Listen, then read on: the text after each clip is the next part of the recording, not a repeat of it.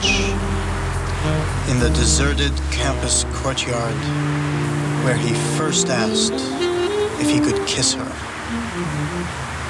It had been their first date. They'd met the week before at a sushi bar. He remembered that first tentative joining of their lips and the feeling of her long, luscious tongue as it unhesitatingly explored his... You got some ID. What? Student identification. I'm not a student. Oh, so you just like hanging around college campuses at midnight? I'm not here because I like it. What's that supposed to mean? Please, take that thing off me. Look, I don't want no trouble. I'm not dangerous. Would you please take that light off me? Oh, you don't look dangerous. But how am I supposed to know? I've just been sitting here. Yeah, well, there are plenty of public places for a person to read a book in this town, and this here ain't one of them. I'm not a hoodlum. I'm not a rapist. I'm a writer. You read that?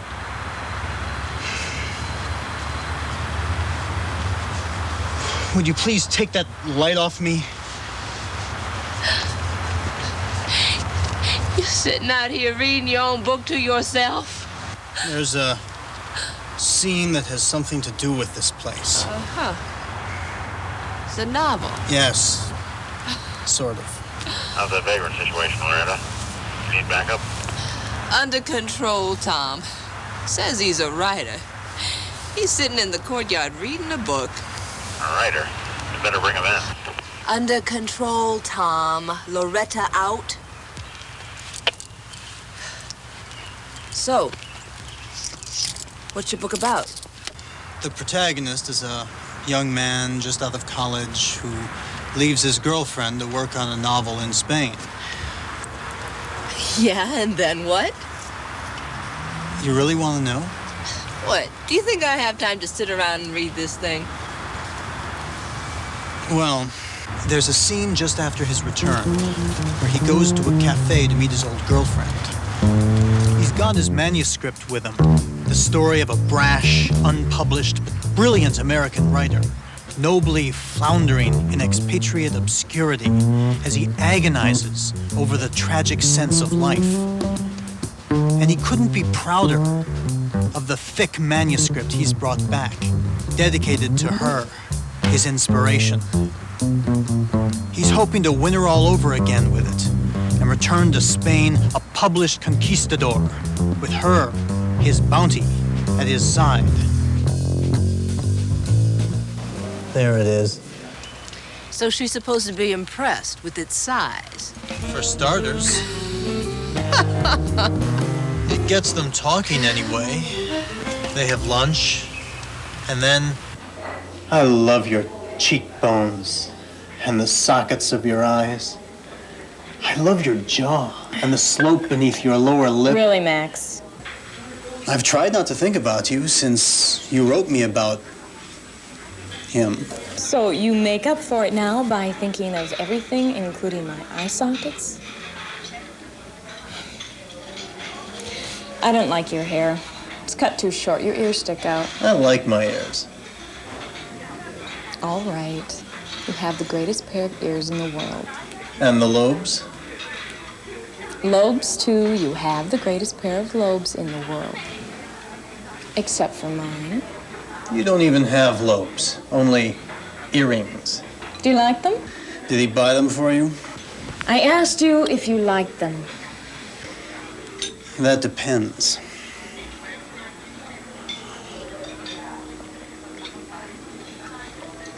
I absolutely love the ring.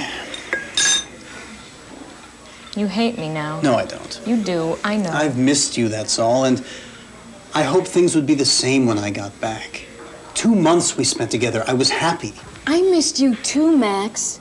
But you were gone for over a year. I'm moving on with my life. When I get out of law school, Corbin thinks he can take me into the firm. I'm going places. Corbin and I are going places together. You're making a big mistake. How's that? Because you've got real potential as a writer. No, the stuff you did in class showed promise, and we could show promise together in Spain. Max, that was a course that I took in college. I got something tangible for my efforts, a grade. If I hadn't been convinced that I could get the grade I wanted, I would have taken some other class. My commitment to writing and life is practical. Realistically, Max, what kind of rewards did you expect as you slaved over this thing? Well, I was hoping you. I am not about to drop everything and run off to Europe with a starving artist. You don't even know how you're going to support yourself, let alone a companion. But that's the fun of it. Max, you don't look like you're having fun. I will be if you join me. We could be brilliant together. You like the idea of my becoming a writer because it could benefit you, Max. But I've got my own interests. Litigation feminism? Power feminism. If you don't return with me, you're going to be nothing but a loafer. Like Corbin. He's making a lot of money, Max. Yeah, pushing papers around. Anybody can do that. Including you. I'm different. I work harder than Corbin. I work harder than most senators and congressmen, doctors and investment bankers, building contractors and sewer cleaners. My imagination throbs inside my head for 24 hours a day. My dreams won't even let me rest. Everyone struggles with the human condition in life, but I struggle with it in art, too.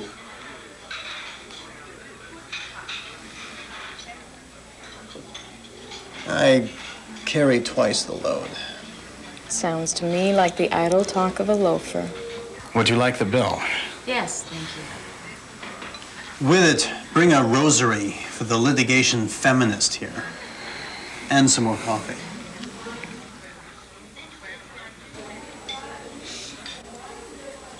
Max, you didn't see anyone in Spain, did you? Does it show? We did have an agreement, you know. You could have if you wanted to. My grandmother invited me over for lunch today. She lives close by. She said, I have so much what to eat, I have what to throw away. She wouldn't approve. Of this place? Of me. She would say you were very nice for a shiksa.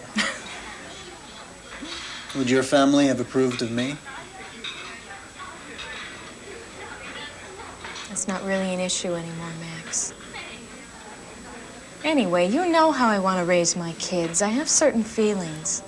I respect your feelings. I do respect them. I pray for you, Max. At least once a week. I'm flattered. And insulted. I could never marry you. Because of your beliefs or because I don't believe? Because you would not want our children to believe. And you would have to pray for them as you pray for me at least once a week.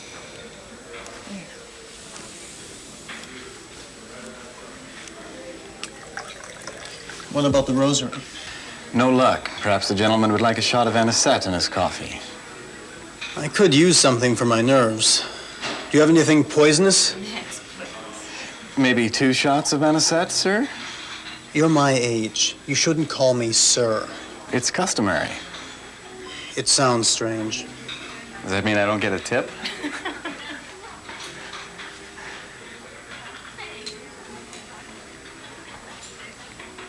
I'll get the tip.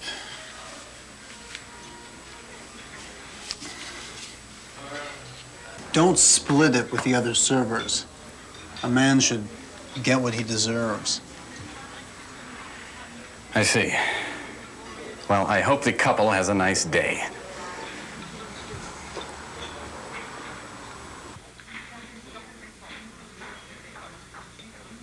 There is so much that I love about you, Max.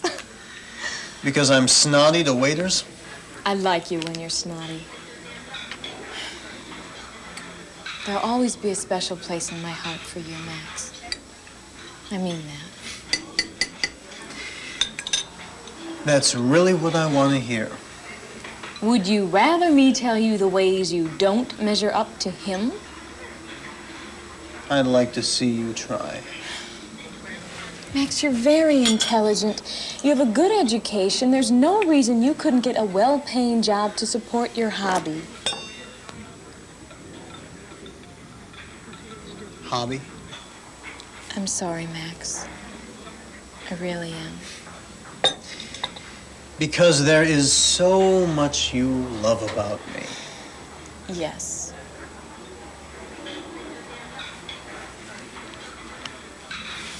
Let's go now. So this guy is you? Well, he's based on me. Uh-huh. You still writing about her? Not anymore. I wrote her away. Well, then why are you here? I gave a reading at a bookstore near here. Uh-huh. Look, I write about the West now. Oh, so that's why you trying to look like a cowboy. I am a cowboy. Uh-huh. Midwestern atheist Jewish cowboy. She must have been awful special to pull you out here at this time of night, at your age. I mean, taking chances, loitering on a private campus. I was driving by. Uh-huh.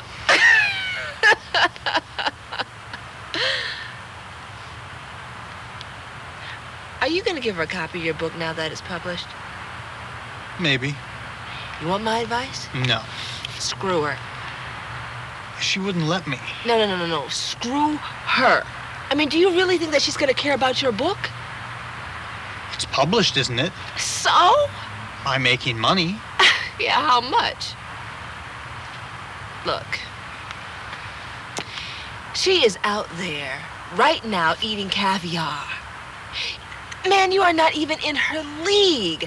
And besides, it seems to me that you're not thinking about that girl so much as you are about the life that you could have had if you had gone to law school or something like that. But forget it.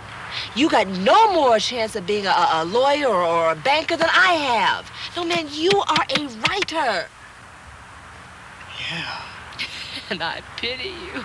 Oh, Lord, have you got my pity? Sympathy. What?